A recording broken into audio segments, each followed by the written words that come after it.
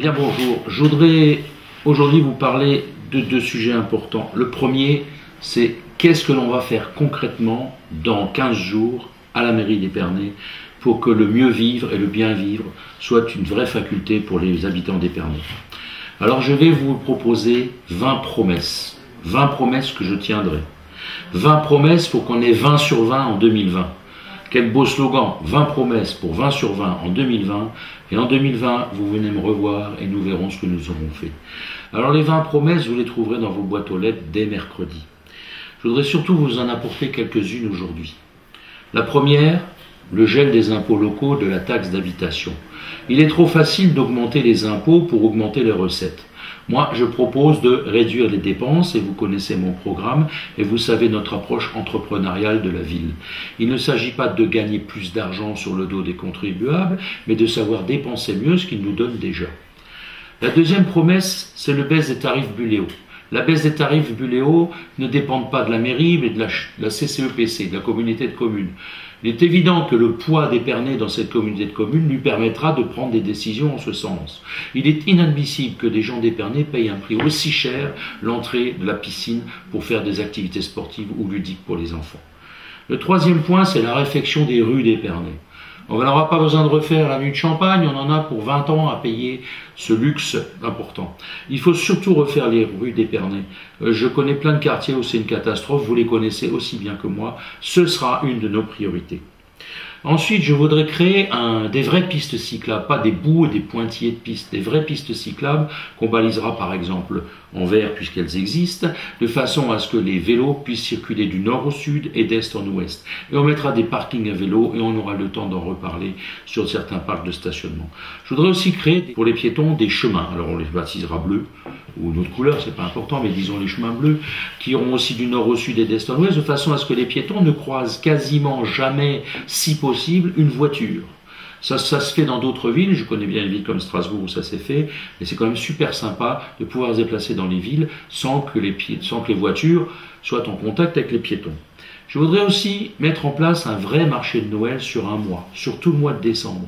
Pas simplement une fête, un habit de lumière samedi, dimanche, où de toute façon les dimanches, les touristes ne dépensent rien, mais des vrais marchés de Noël, place Stasi, place Hugues-Plon et d'autres endroits sous les arcades, avec un marché de Noël provençal, alsacien, champenois évidemment, de façon à ce que les touristes viennent tout le mois de décembre, qui est un des plus gros mois de l'année en termes d'activité économique. Qu'est-ce que l'on fait? Nous, rien, puisque je dis que faire des habits de lumière le dimanche, c'est faire rien. C'est dépenser 200 000 €, mais les gens n'achètent rien.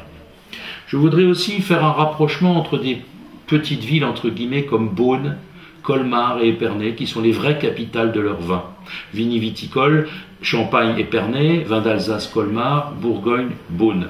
Ça permettrait de créer une émulation entre nous et d'aider à nous sortir de l'emprise des capitales supposées telles que Strasbourg, Dijon et Reims.